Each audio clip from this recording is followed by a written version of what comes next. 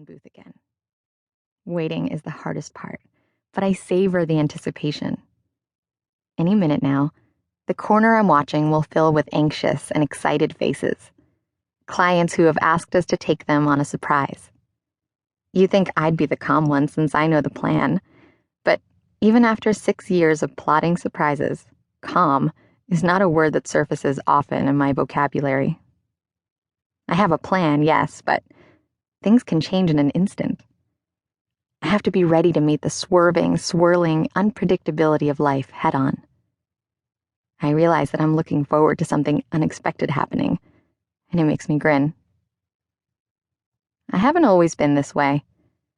If you rewound to my childhood, you'd see a little girl who hated surprise so much that she forbade her family from getting her unexpected gifts for her birthday.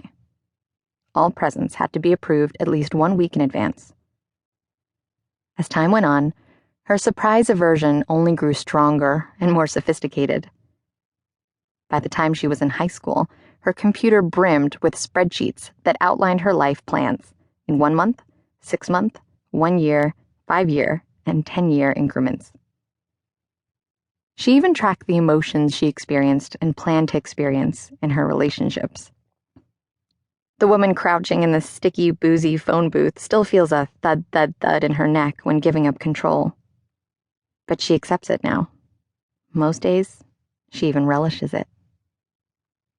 At last, they reach the corner. I recognize them just by their facial expressions. Some are giggling and poking each other like kids. Some clutch one another's arms. Others look borderline angry. I've come to know all these reactions to surprise as intimately as the excited pounding in my own chest. I grab my cell phone, type, "cross the street," and push the send button. The text message flies across the street, and all their phones buzz at once. As soon as they followed my instructions, I type, "Good. Now get on the next train that arrives. You'll know when to get off." I know they've gotten the message because they turn in circles, trying to figure out how I can see them. My phone vibrates. "Just get on?" Yes. They don't know it yet, but they aren't just getting on the subway.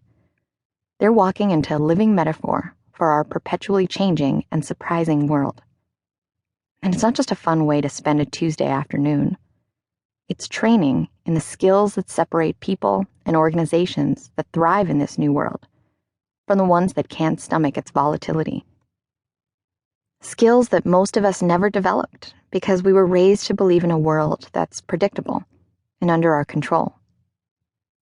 These skills distinguished the most successful businesses from the forgettable ones, fulfilling relationships from stale ones, and individuals who are passionate explorers from those who feel stuck and lost. They are the skills that turn our work and our lives into meaningful adventures. And they are the skills that have transformed me from an anxious, emotionally numb control freak into a jumble of joy inside a phone booth. From spreadsheets to surprise. My sister Kat and I started the business that would become Surprise Industries with a question. What if people could sign up for an unusual activity, anything from unicycling to ice sculpting, but have no idea what they'd be doing until they got there? The experiment appealed to Kat, who loves collecting new experiences, and it appealed to me because I love surprising others, even though I hated being surprised myself. After that conversation, I stayed up all night crafting a business plan and, of course, lots of spreadsheets. I chuckled at the thought that I'd never want to be my own client, but I expected to have fun from the safety of the driver's seat. As the business picked up steam, my illusions of control and predictability crumbled. I realized that I wasn't just out of the driver's seat. I wasn't even in the car. Most days, I found myself on a rickety boat in the middle of an ocean with no map to guide me to land. I spent a lot of time doing the psychological equivalent of kicking and screaming. Okay, sometimes it was literal kicking and screaming. How would we find new clients?